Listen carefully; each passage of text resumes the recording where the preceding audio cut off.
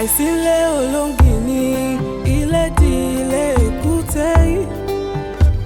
Ṣebí wọ́n ní bọ́lọ́jẹ́ ò bá kú oríta ò léwu koríko.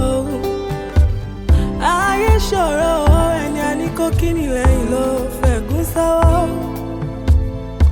Àṣeun dúpẹ́ lọ́wọ́ ẹni tó ń ṣe ni tó tún ń gbà ní. Ẹni àníkó fẹ́ni lójú tó bàtà sẹ́nu. Ètùmàrè gbà wá lọ́wọ́ àfojú fẹ́ni ọ̀hún. Kò sólókò lóko.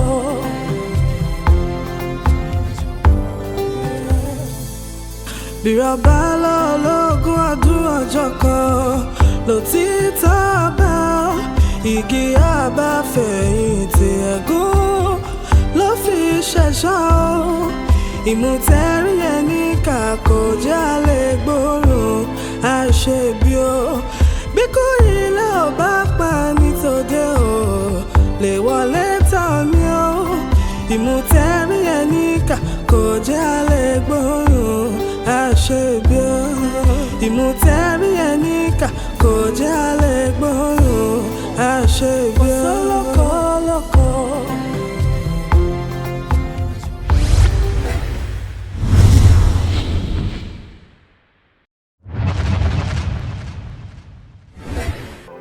So mo need láti wá bẹ́ẹ̀ kó tó fún mi ní update. I do not answer to you. Who do you answer? No one. Ìwọ ló máa wá bá mi. And we will get Bisade. Thank you for that. But you do not control me. Kí ló fún ní impression pé mo fẹ́ control ẹ? So o rò pé o lè use me and dump me abi? I'm talking to you! Shout, that's all you do. Ẹ kàn máa para yín dànù ni. Ah, wow. I've never heard you speak this way before. O pare lọ́lọ́pàá. O dale lo ọpọlọ ẹ. Now, let me teach you a job. Well, I would appreciate the good gesture.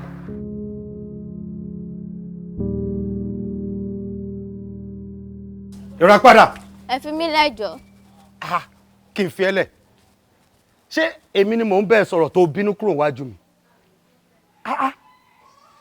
Ìràpadà. Jẹ́ kí n sọ nǹkan kan fún ẹ. Sórí, ọmọ tá a bá ń báwí tó ń wa ọrùn kì.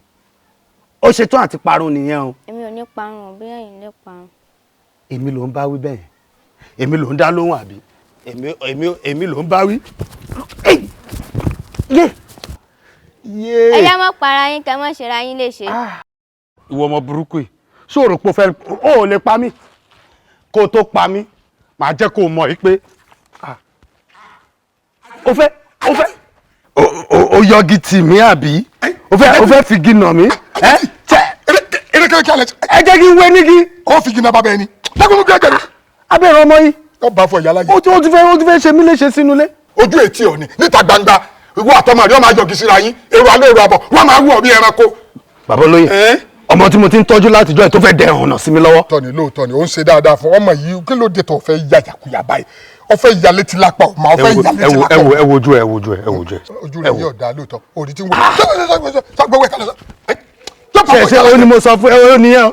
Ọmọ jẹ́wọ́. Yóò bá fọ ìyá láyé. Ó ti yé wèlé. Kí ló dé? Pẹ̀lú gbogbo adẹ̀ à ń ké à ń sà olówó mẹ́ni tó kú. Lọ́gbà fọ ìyá alájẹ ọ̀ ń yọjú sí bàbá ẹ̀. Ó ti sú mi o. Ó ti sú mi. Ó yọjú sí bàbá ẹ̀.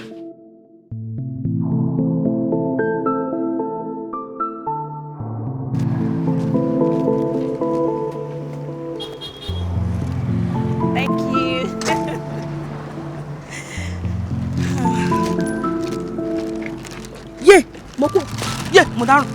Mo dáràn.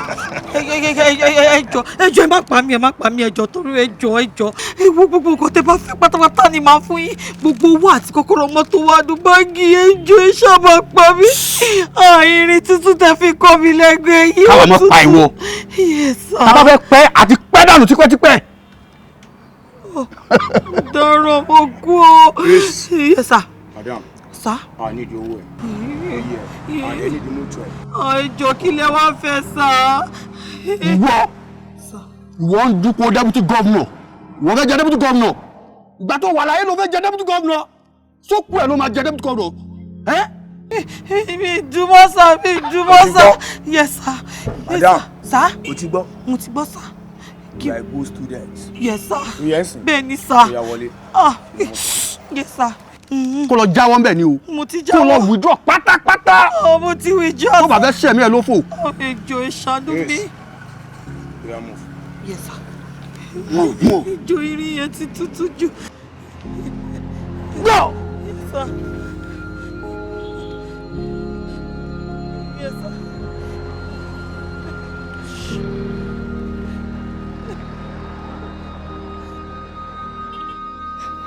Listen and listen carefully. Ẹ má waste time mi rárá. Nǹkan tí mo bá ní kẹ́ ṣe, òun náà lẹ máa ṣe. So it's better you channel your energy to something more productive. Bẹ́ẹ̀ni. Ọlọ́run á fún yín ṣe.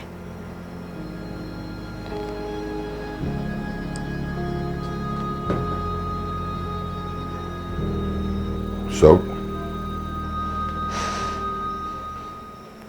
Ewo general, kò lè ṣe jàre. Mo ti máa ń sọ fún ẹ má ẹ bá gbóhùn sókè bá mi sọ̀rọ̀. Nǹkan kékeré ta ni kò ṣe ló ti fẹ́ sọ di bàbàrà. Mo tún sọ pé party òun ò give in. Kò ní give in. Party ò lè give in. His duty was to get them to play along. That's all. Anyway, Equivalence. Then we'll have to release the new evidence that we have against him. That's it. Tracy. Your ignorance overwhelms me. How will she expect blowing things out of proportion is the only way out of this? Then if I don't get the office, he won't get it as well. He won't. Ìgbà wo ni wàá bẹ̀rẹ̀ sí máa ronú bí politician? Ó yẹ kó mọ̀ pé in the game of chess, tó bá notice pé opponent ẹ ti gain upper hand, okay, walk away from it, from the game. No, you don't. Instead, why sit back, Why do you strategize? That's it.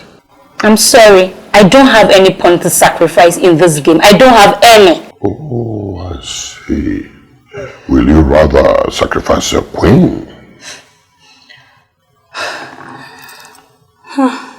General, I'm tired. I'm tired. What to sue me? You're tired. To sue me.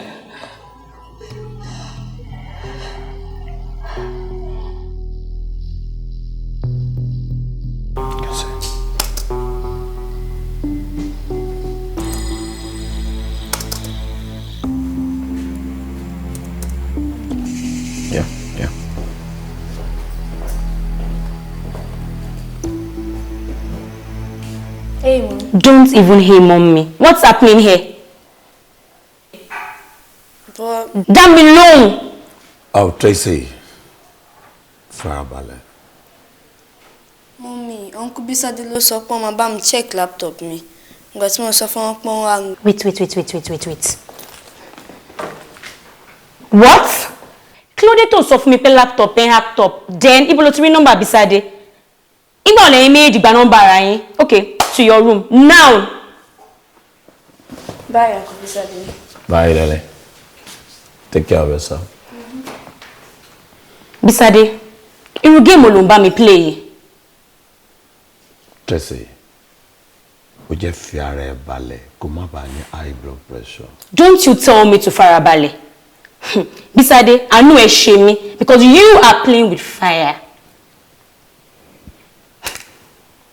If you know what is good for you, just leave me and my son alone. Torí tí n bá di deputy governor. Màá ní kán tiẹ̀ sínú ẹ̀wọ̀n. Ìwọ gan wa máa gbàdúrà pé kíkú tètè dé kó wá mú ẹ lọ.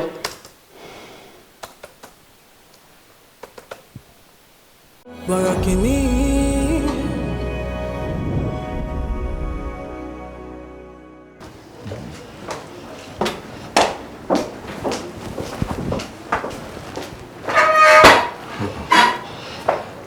Báwo ni Kíkẹ́ ṣó wà okay ṣá? Do I look okay to you? Ṣé kí ló wá fàkúnra báyìí nù ẹ? Please, Fidelis, let's go straight to the point. Kí ni ìdí tó fẹ́ fi rí mi? Nǹkan tí mo fẹ́ bẹ̀ sọ ni wípé mo mọ̀ pé last meeting tá ṣe a ò parí ẹ̀, a ò conclude ẹ̀. Òun ni mo ṣe fẹ́ ká parí ẹ̀ lónìí. Kí ló fẹ́ ká máa sọ? Lórí ọ̀rọ̀ deputy governor ṣe deputy governor ni. Ó mú mi kó step down.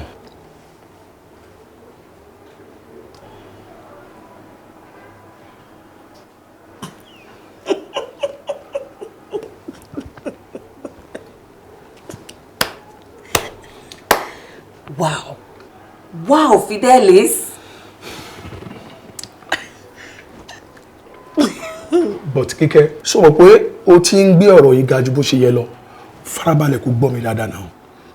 Fidelis. Yeah. Ma ever sọ fún mi pé kí n calm down more. Don't you ever tell me that. Wọ́n sọ bẹ́ẹ̀. Wọ́n sọ pé ìwọ ni. Mi ò gbà wọ́n gbọ́. Mo ní kò lè ever jẹ́wọ́ Fidelis. I am highly disappointed. Kíkẹ́. Má ṣe báyìí náà. Kí ló máa cause mi? Yes.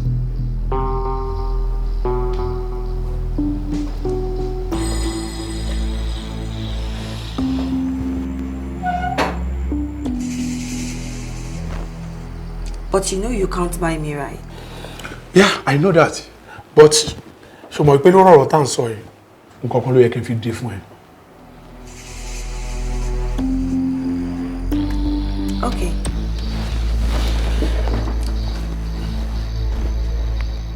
I want 10 slots in the local government sector. I want 5 commissioner spots. I want 5 good contracts. I also want the slot of the chief accountant of the governor. And also the... Abba, Kíkẹ́. Nǹkan tó ń béèrè yìí ti pọ̀ jù. Please. But tó bá fẹ́ kí n step down as your deputy, I deserve to be compensated. Is that not what you said, Fidelis? Bẹ́ẹ̀ni, I said so. But lórí gbogbo nǹkan tó kalẹ̀, kí ló fẹ́ kó kó fẹ́ mi? The seat! Yes, is that not what you want? Fidelis, you can have your seat. Seat, hello, jello. Have your seat.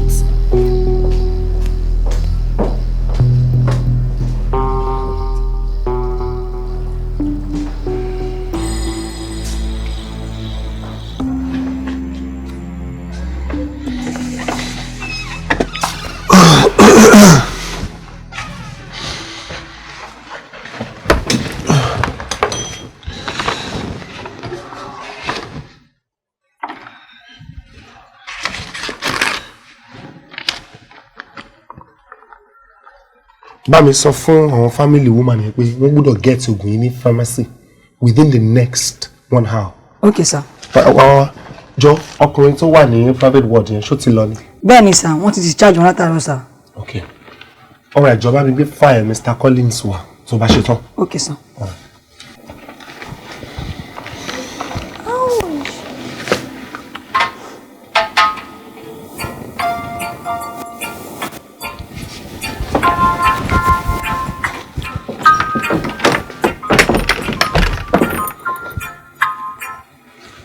Hello, Kábíyèsí. Bóyè, ó dàbí ẹni pé wàá yẹra díẹ̀ kó lè kó o. Àwọn ọlọ́pàá ń wá ẹ náà, Dàpọ̀ gbogbo wọn ń wá ẹ o. Kábíyèsí, ìyẹn máa le díẹ̀ o. Kí ló fẹ́ lé mẹ́? What do you mean? Kábíyèsí, mi kàn lè yẹra ní hospital nígbà tí mo níṣẹ́ tó pọ̀. Kí nǹkan ẹ̀ look just like that. No. so wàá kúkú fẹ́ jókòó tẹ̀tẹ̀rẹ̀ kan wá ká ẹ̀ mọ́bẹ̀ etí n tó fẹ́ nìyẹn. kábíyèsí nǹkan tó dá mi lójú ni pé ẹ máa ṣe everything possible láti rí i pé ọ̀rọ̀ tó wà láàrin èmi àti yín kò hàn sáwọn ọlọ́pàá àti bọ̀bọ̀ tó pè ní detective Dàpọ̀ yẹn. What does that mean? ẹ wo kábíyèsí iṣẹ́ pọ̀ fún mi o iṣẹ́ pọ̀ lórí tébù tí mo fẹ́ ṣe. kí n já kó lórí fún kan yẹn. mi ò sọ bẹ́ẹ̀ o. àìsí ọ̀rọ̀ ẹ ti yé mi. àwífún ni kó tó dá ní àgbàjákàdé ní o mo lè ti sọ fún ẹ you are warned. ẹ wo.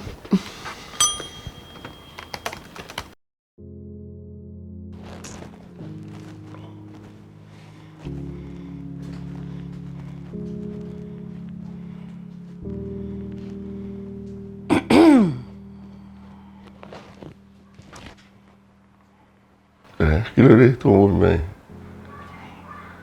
èmi gan-an ló yẹ kí n máa béèrè lọ́wọ́ yín ìbéèrè tẹ́yìn bí mi yẹn. ẹ rí nǹkan tá à ń sọ tá à ti dákẹ́ ẹ kàn dá dúró ẹ máa ronú ṣáá tá a bá dẹ̀ béèrè lọ́wọ́ yín pé kí ló ṣe yín ńṣe lẹ gbójú kúrò lára èèyàn bíi pé ẹ̀yin kọ́ lèèyàn bá sọ̀rọ̀. ṣé bẹ́ẹ̀ mi ni olórí yín láàfin yìí tí nǹkan bá wá ń yọ yín lẹ́nu tẹ́ ẹ̀ bá lè bá mi sọ ta lẹ tún fẹ́ bá sọ gan-an. olówó yín. kí ló ń ṣe obìnrin ṣùsẹ́yìn àmì kan ṣe ẹ ni.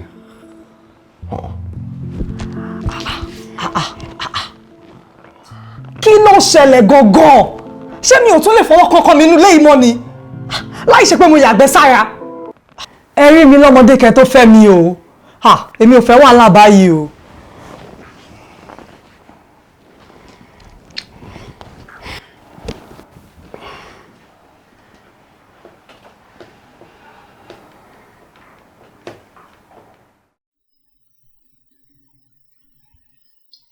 Good day. Is this a good time? Yes, sure. What's the problem?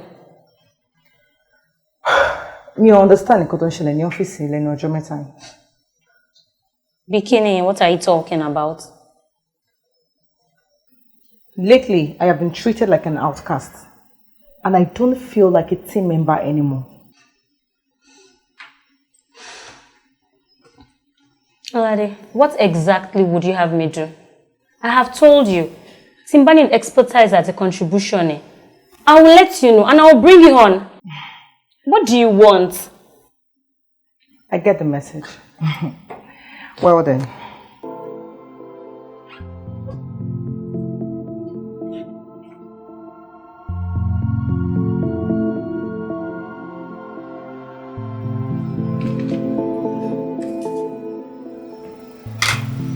I am done.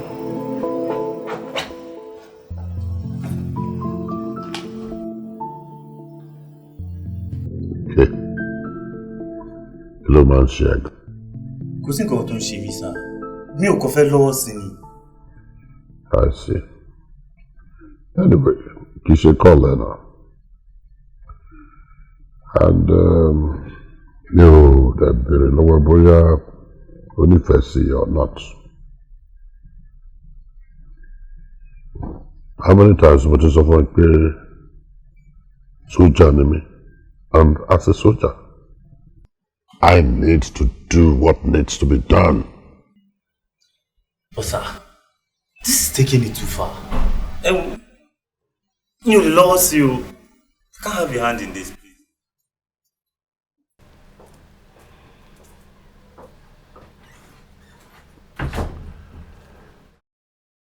Borokini.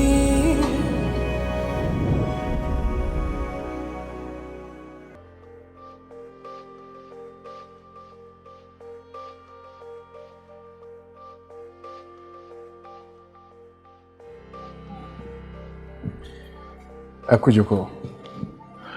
Mo wà ní area ni mo ní wípé kí n yà surface yín. All right. So, Clary Gba.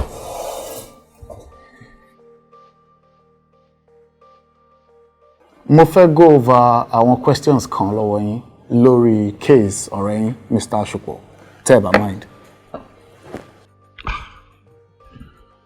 ìwọ ọmọ yìí ló tó fẹ́ kí n sọ gbogbo nǹkan tí mo rántí nípa pàtí alẹ́ yẹn ni mo ti sọ fún ẹ. So ẹ ń sọ wípé ẹ rí anything tó wà strange or nobody or something suspicious? Rárá, mi ò rí anything. Okay, ta lẹ̀yin rò wípé ó ní Mr. Ṣùpọ̀ sọ́kàn tó lè fẹ́ pa wọ́n? Arákùnrin, you see, mi iṣẹ́ òṣèlú ojoojúmọ́ ní èèyàn máa ń kú. That's how politics is. You know. So mi ò lè sọ pàtó ẹni tó pa Ṣùpọ̀. Okay. Èmi ní information fún yín, sir. Irú information wo nìyẹn? Asáré ti jẹ́wọ́ ẹni tó rán láti pa yín. Ta ló sọ pé rán? Mr. Ṣùpọ̀.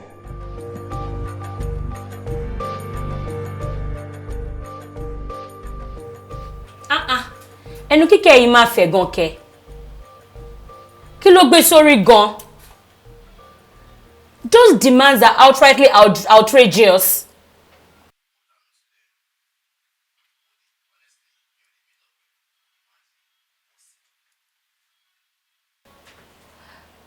Okay, má worry, má get back sí ẹ lórí ẹ.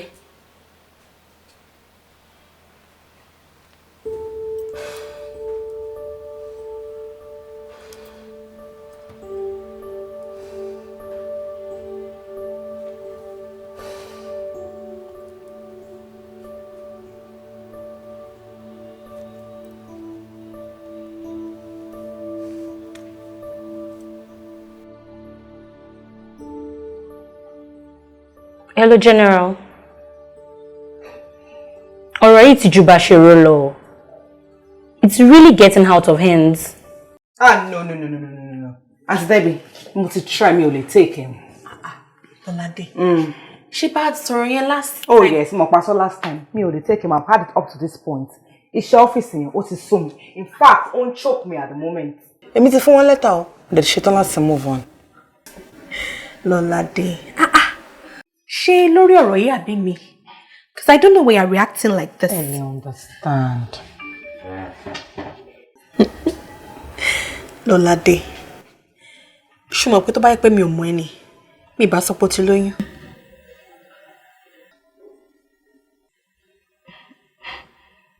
Kí ló tẹ́ sọ bẹ́ẹ̀? Because I mean, olóyún nìkan ló máa react lórí petty issues báyìí. More okay. Lọ́ládé, kò lè tó yẹn. Trust me.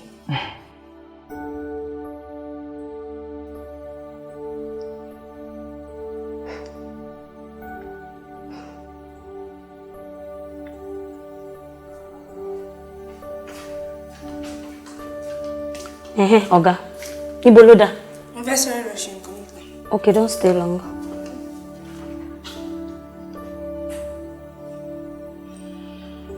Oh. So how's the day? Fine. You okay?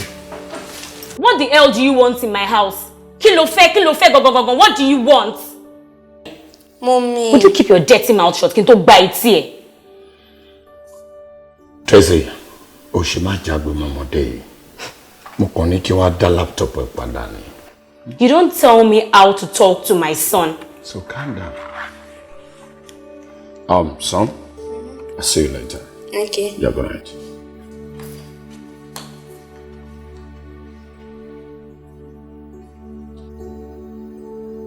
Yeah.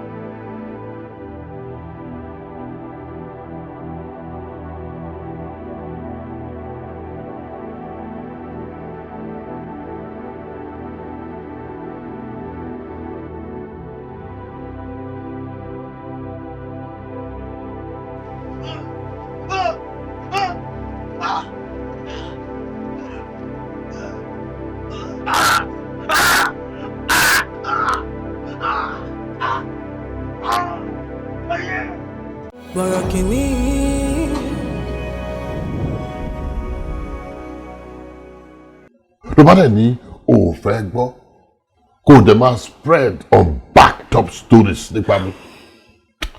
I will not hesitate to charge the entire police force to court. There is something you're hiding, and I know it. Enough! Now, tí bá tún gbọ́, àbí tí bá dẹ̀ gbóhùn pé òun spread false information nípa mi. So help me God. I will not be forgiven this time.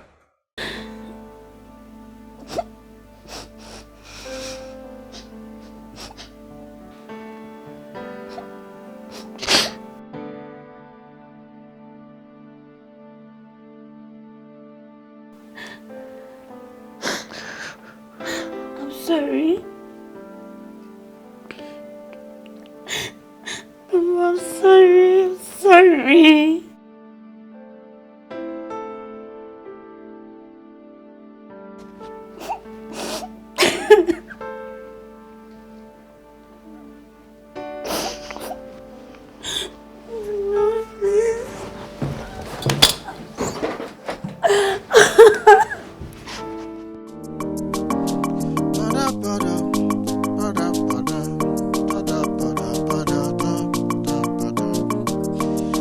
Àjọ jẹ ní ìkọ̀kọ̀, àjọ mu ní gbangba, àjọ ń jẹ gbádùn ayé. Imú o máa níka o, à ń gbóòórùn ara wa, ò jẹ́ agbóòórùn aṣebi. Ẹni a ní ó fẹ́ ni lójú, ata ló fi sẹ́nu, èyí a ní ó kí ni lẹ́yìn, ẹ̀gún ló fi sọ́wọ́.